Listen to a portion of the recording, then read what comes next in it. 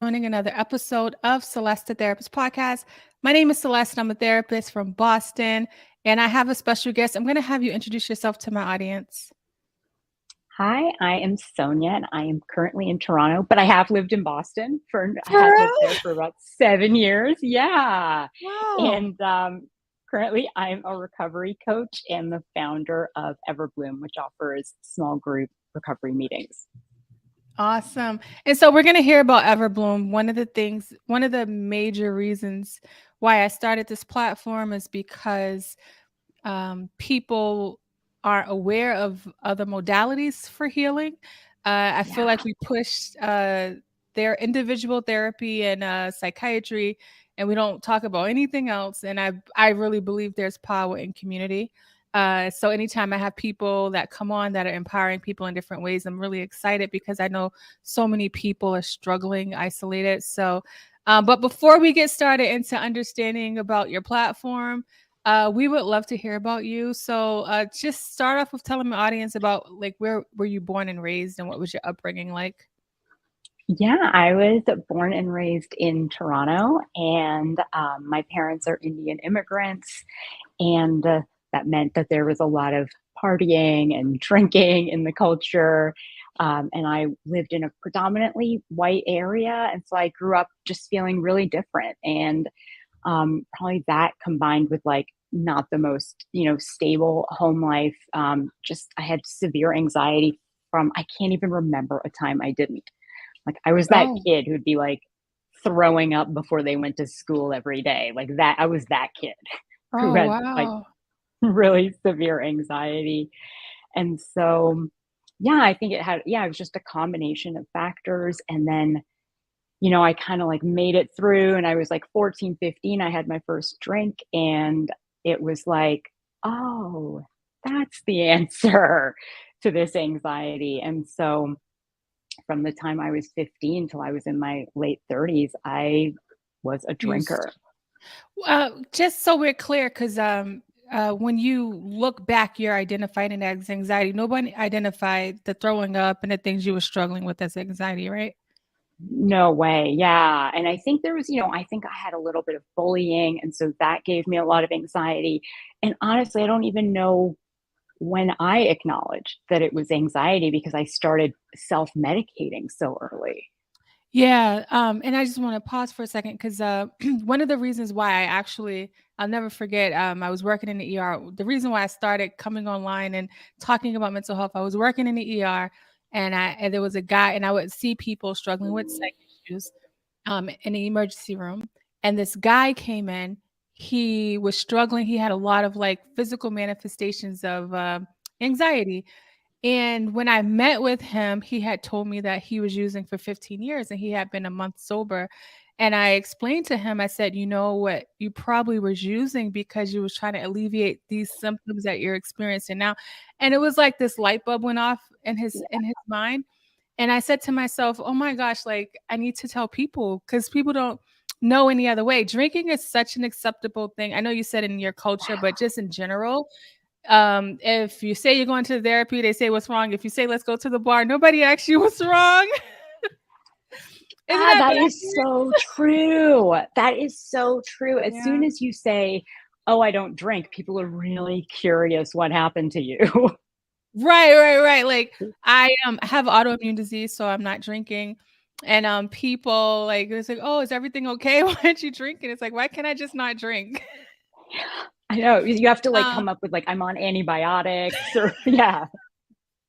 But so one of the things that Sonia's explaining for my listeners, for people that may be struggling with some type of addiction, because it's not just substance use. There's food, there's sex, there's relationships, gambling. There's so many addictions, and people, I think, beat themselves up because they're struggling. And I try to help people Yeah. understand the substances or whatever you're dealing with probably allowed you to survive for as long as you did because you didn't have Yes. any other way of dealing with it. What's your mindset around that when you look back and think about?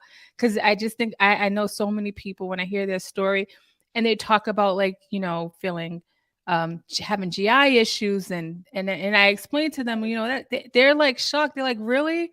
Like and when we work through it, it goes away. I feel so happy for them, but I think about all the people that are suffering and not understanding what's going on.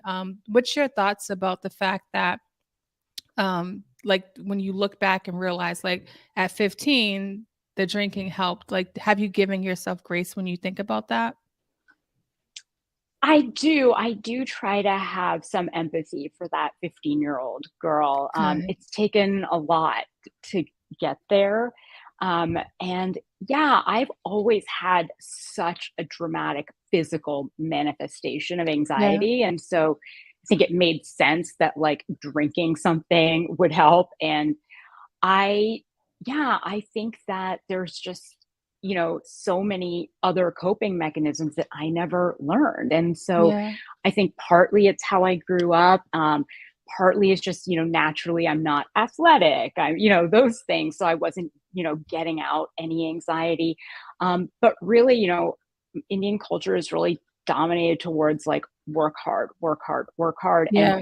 I think that there is this idea that stress is sort of like the engine for getting things done, and that's the motivation. So you Yeah. don't want to blunt that edge. And so it just never occurred to me that it was like a medical problem. And Yeah. it wasn't until I quit drinking that I realized I didn't have any coping mechanisms for stress. Yeah.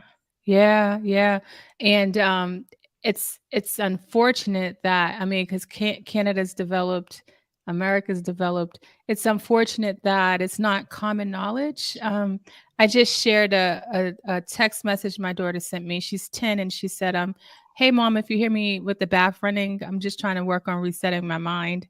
And, she had seen something online about somebody that passed away, but, I'm, like, sad that she's struggling, but I'm like, "Look at this, at 10 years old, I had no idea to use language about resetting my mind or what that even meant," and I was just so proud of her. But I think about the little things that if we learned them early on, how much more we would have been able to deal with our life in a different way. You know what I mean? Oh, yeah, I have an 8-year-old niece, and the other day, I think her mom and I were complaining about something we didn't wanna do, and I was like, "Oh, girl," and she's like, "Sounds like you need to set some boundaries." Oh my god. And we were like, "What did she just say?" That My is so god, we're amazing.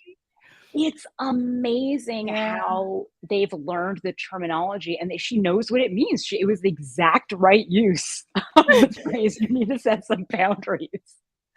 oh my gosh, I love that, and I love the fact that the kids are learning, and, I think through this podcast and people like you that come on and share, it helps people, like, have more grace and realize they're not alone and say, "Oh, that was that thing." Especially with the performance piece, because I know especially people from other cultures, um, I think, I mean, obviously, um, the reason why they push education and performance is because they want you to be well, they want you to do well, right? Yeah. It's the way that they know how to love. I'm constantly helping reframe that for people that have struggled, in their family systems around the performance piece and trying to, be okay with doing something different than what their parents may have expected, doctor, lawyer, those kind of categories. But, I think a big part of it is because they just want, America, I think, really pushes this idea of success where there's monetary money attached to it, status attached to it, fame. In no way, shape, or form are we pushing internal wellness. Right. Imagine if that was what we framed as success, then I don't think we would be killing ourselves the way we do. Yeah, and if you look at, like, the one thing that I was always so upset about was I thought my parents were criticizing me by Yeah, comparing me to other people, and I think in their mind, they were, like, providing inspiration. Um, exactly.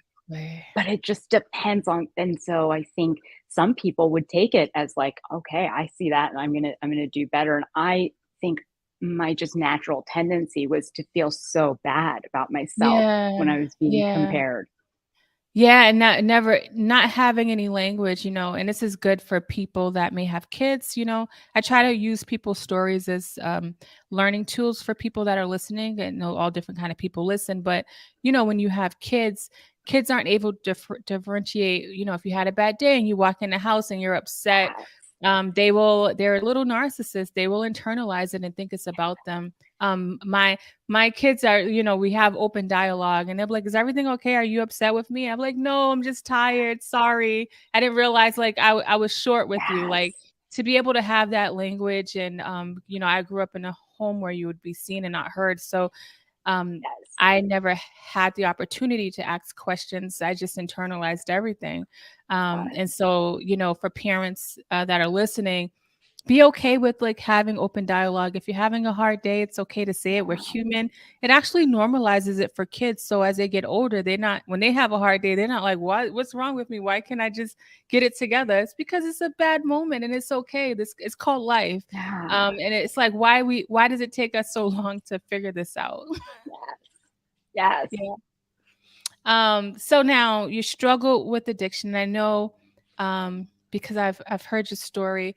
So you went into school and you became a dentist. yep, Um, and having your practice allowed you to. It's interesting because I heard you on a podcast and you talked about you had systems because I tell people my when I was in school, I would drink, party, and go to school, drink, and party. So I had these yes, systems in place that allowed me to do it on the weekend. yes, And when school was over, I didn't have school, I didn't have study, and that's when I started to struggle. I was like, "What is going yes, on?" And I heard you, and you said once you sold your practice, your dental practice, that's when you realize, oh my gosh, like those yeah. systems were no longer there to keep you kind of in place. What are your thoughts about that? Share with people about that aha moment for you. Yeah, absolutely. I think my whole life there were these guardrails of, first I'm in school and I have to, make sure I'm successful at school and I could drink exactly when there's not exams and there's not Right. things like I don't have to get to class on time. And that was also, partly what I was taught. Like, as long as things look good from the outside, things Yep. are good. Like, we're good Yep. here. And I continued like that. And it's so interesting that once that sort of success was achieved, right? I created this, big practice, was able to sell it. And then all of a sudden it was like, oh my God, I don't have Mm. the coping mechanisms to have this much free time. I have no hobbies or interests because all Yeah. I've done is drink and be successful. And so it Yeah. was just like work hard, play hard. And without the work hard, the play hard was going to turn into 24 hours a day. And Yeah. so once the practice sold, I thought I need to get a handle on who I am and how I want to spend this next chapter of my life. Yeah. And what was the recovery process for you as you're navigating, realizing like I'm struggling with alcohol?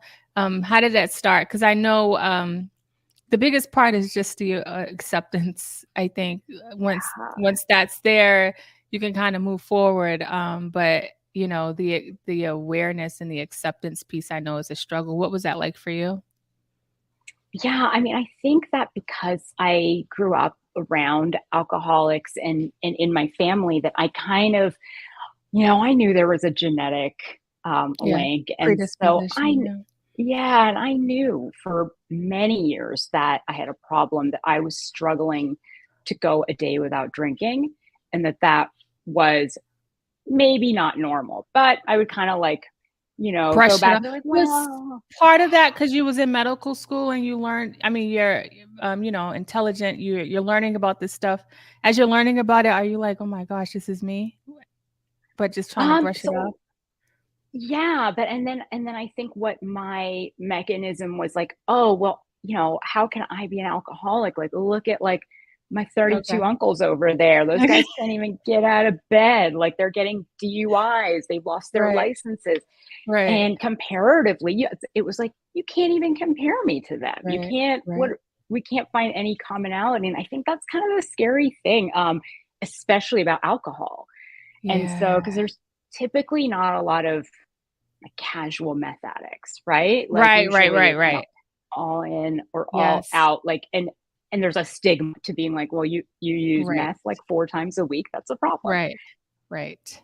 Yeah, no, that's true. And with alcohol, when I have that was my first I'm 40. I was 19 working at a shelter, and that was my first introduction to substance use, and I fell in love with the population because I Yeah. recognized that everybody had a story. I was very ignorant to um, what alcoholism was. I thought it was related to homelessness, right? And so when I got Yes. into the shelter system, I realized my ignorance, and the more I learned, the more I just fell in love with the population because I realized they're misunderstood.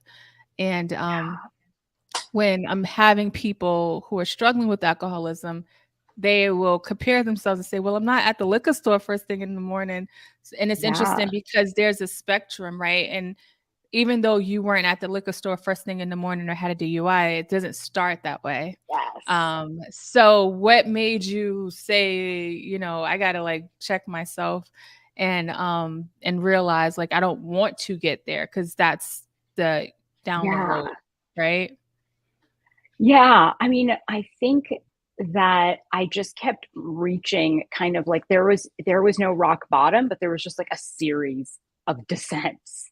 Yeah. And I think as you get older too, your body is just totally incapable of handling it. And I was blacking out more frequently. I was like waking up with a bruise, like here and there.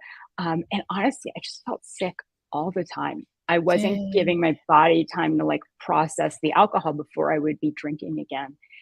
And Oh. so I think that, after the sale of the practice, the excuse of like the work hard, play hard excuse was gone. Mhm. And I thought, I need to figure this out. If like what one, why do I still have anxiety and why am I medicating it still? Like the major stress should have resolved. So Yeah. obviously this is something more internal.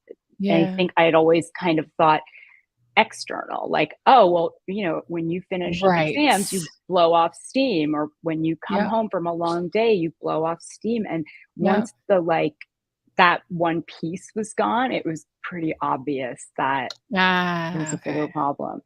Okay. You stopped lying to yourself.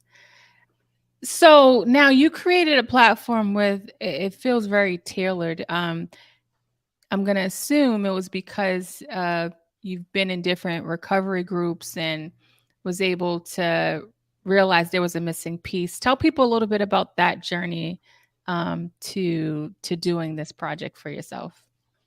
Yeah. So the few years after I sold the practice, I thought, I'm just gonna look into what I want to do next, and it kind of turned out to be getting involved with nonprofits. And so I really loved that space. I worked in prisons. I worked with victims of sex trafficking, and there's a commonality there. It's like you're my people, like how you're saying, where you kind of connected with the population, and it was like we have a lot of the same trauma.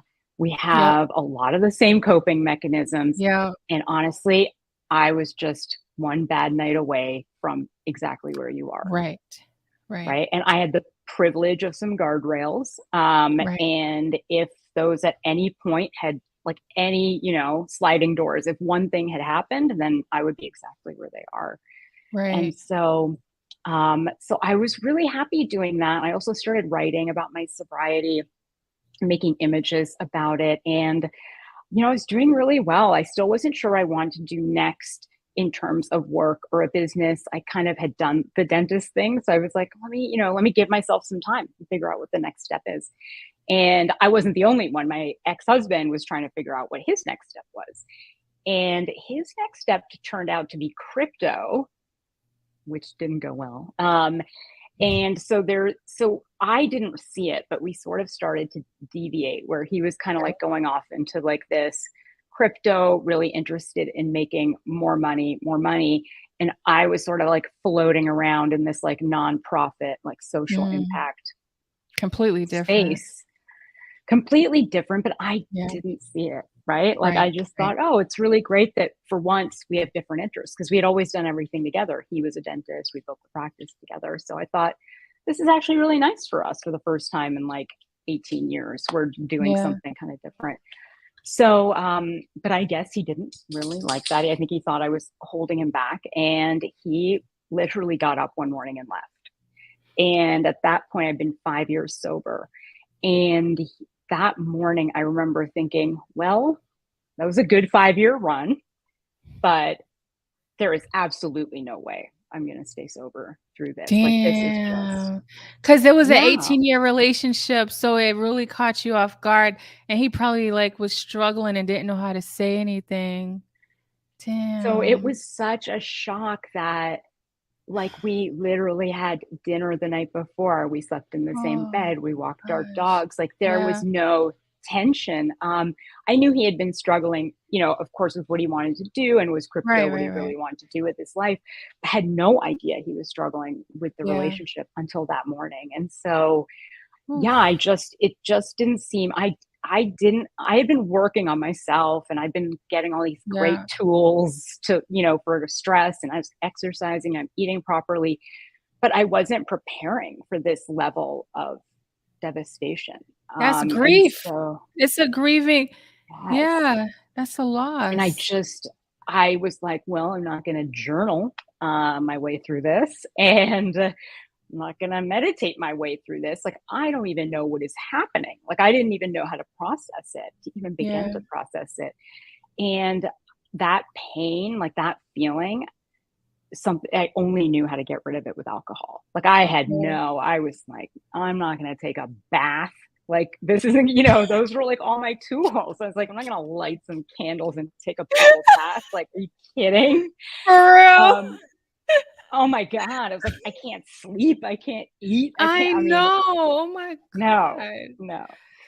So, yeah, I just thought, "Okay, well, I'll give it, like, a few more hours," and I said, "Let me go to a meeting online." I had some Right. girlfriends in New York, who had suggested a meeting online, non-12 step, and I went, and it was so comforting to be just around other people in recovery, Yeah. and the meeting was a couple of hundred people though, and so no one really had their cameras on, but people would kind of put their Zoom hand up and share their story, and just being around that felt so good, and I think too, like, hearing people's struggles at the beginning of sobriety really reset my perspective that 5 years wasn't easy, and if those people right now could snap their fingers and have 5 years of sobriety, they would, and, I'm sort of, like, taking it for granted, like, "Well, my husband left, so I guess that's done."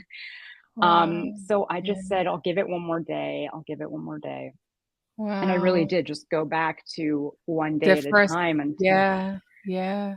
yeah, and then I knew that, one thing that did make me feel good and feel like I was doing something, was being of service, to people, and I had worked in other communities, but I'd never really put my mind to a recovery community because I think my ex was not really, happy with his wife being an addict and the label, and so Yeah. would have preferred I was, like, alcohol free, and so I just, started thinking, okay, well, this group that I'm in is way too big. Let me look for something smaller. And I looked and Mm. like what I wanted just wasn't there because I think too, I found when I quit drinking, I was a lot more introverted than I had Mm. realized. Wow. And seeing new faces every meeting was too much, like, for me to want to share.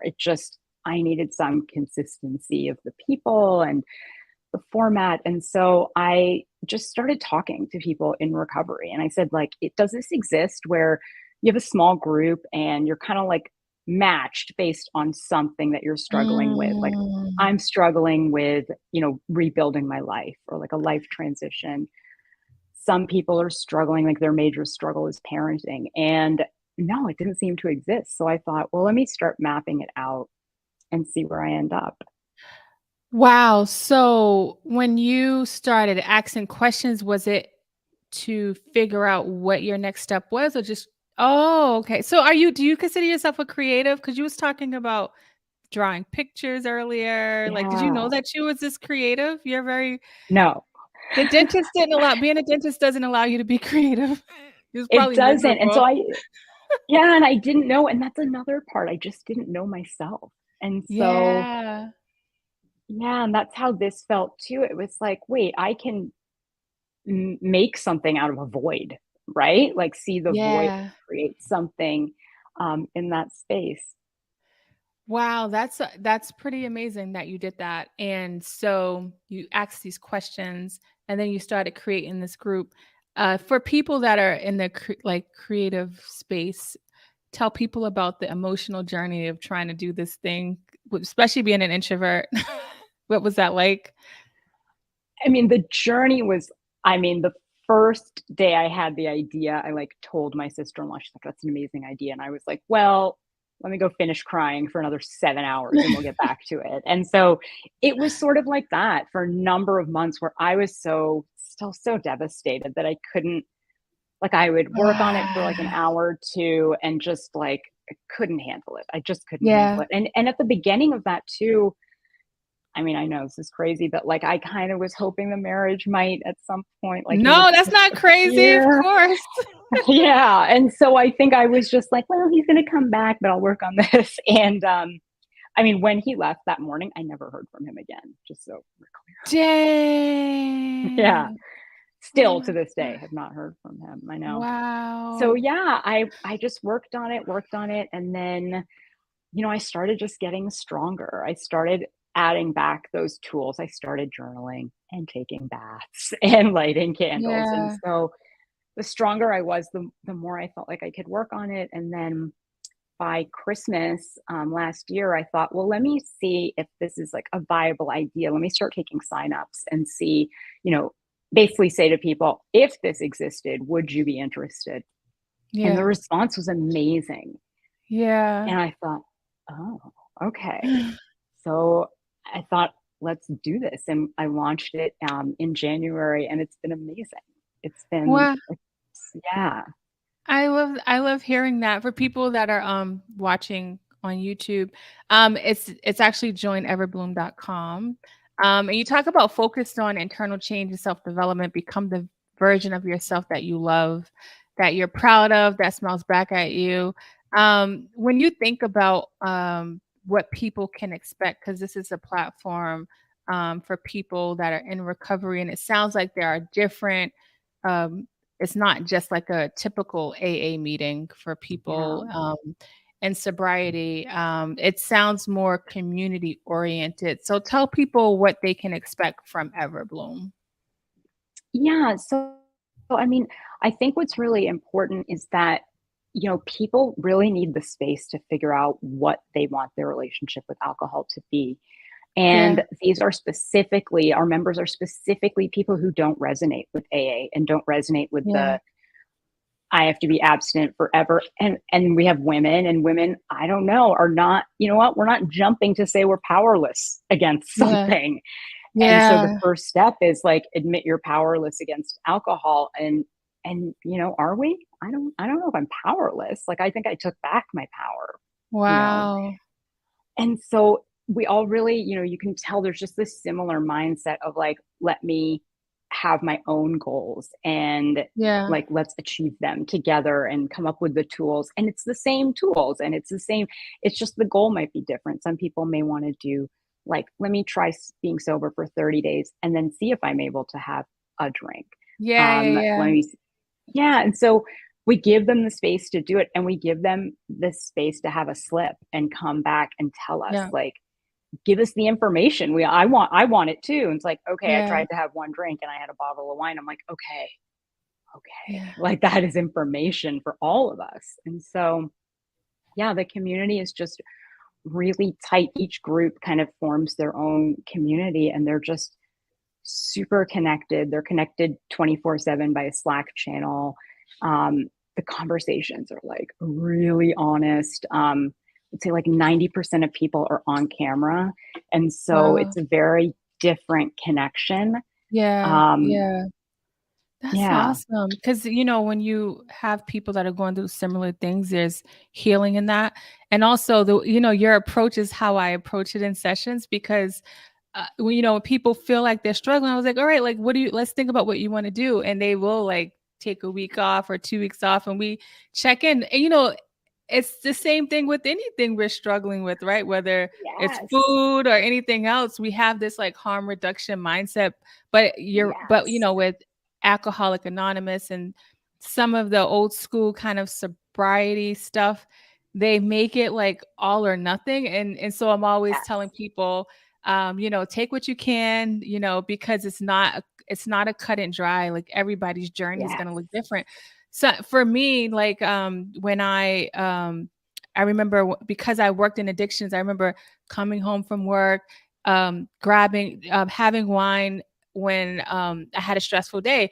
And I started thinking to myself, Celeste, you got to switch it up and do something different. So it was more so about me paying attention to my Yes. behaviors and replacing it with something else, but not that I needed to like, not that I wanted to just stop completely. So I love the fact that there's this kind of community where you don't feel like, well, geez, I still want to be a part of it? And it sounds like it's very open, like a harm reduction model. Yeah, it is. And Yeah, it's also, it's about small changes like you made. And it is exactly. about, yeah, being mindful about your triggers. Like, when am Mhm. I drinking? Am I drinking at Yeah. the same time every day? Right. Maybe we need to figure out why that is. Maybe instead, honestly, maybe it's as simple as like 3 nights a week. Let's try going to the gym after work. Yeah, Or, that's what I did. yeah, or go for a walk or order some really cool mocktails to your house, Yeah, or just let's try those things yeah, before we jump to like, a vow of like abstinence. And yeah. I think coming from me, hopefully that's helpful because I am 6 years abstinent. So obviously I Right, believe in it, but I right. don't believe in it for everyone. And I Yeah, think you should be given that opportunity to yeah. decide and, yeah, feel comfortable talking about it. Yeah, yeah, that's good. As somebody who's been in this field for over 20 years, I've never heard of anything like this, and I know it's important and needed. Just working with people and just meeting them where they are. It sounds like you meet people where they Yes. are, and I think that's such an amazing experience for people to have, especially after I will say 9/11, after COVID. COVID.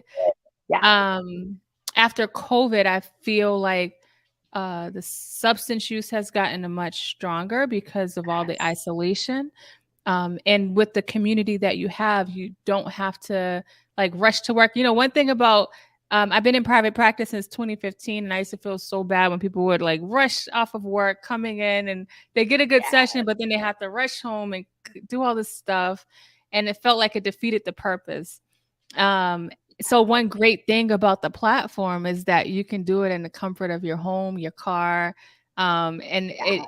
that's the one good thing about these telehealth platforms is that it's allowed people Yeah. to have a little bit more flexibility, in their healing process. I love that. We had somebody, like, come on from Walmart the other day, and it was like she's like, "I just had to pick up something.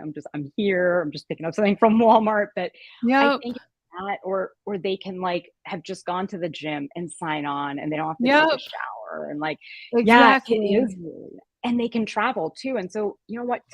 Some tough times for alcohol use are vacations. That was some of Yeah. the toughest sober moments of my life were like the first few vacations, and they Ah, can come on. If you're on vacation, you can still that's sign on to true. the Zoom and get some support, and yeah.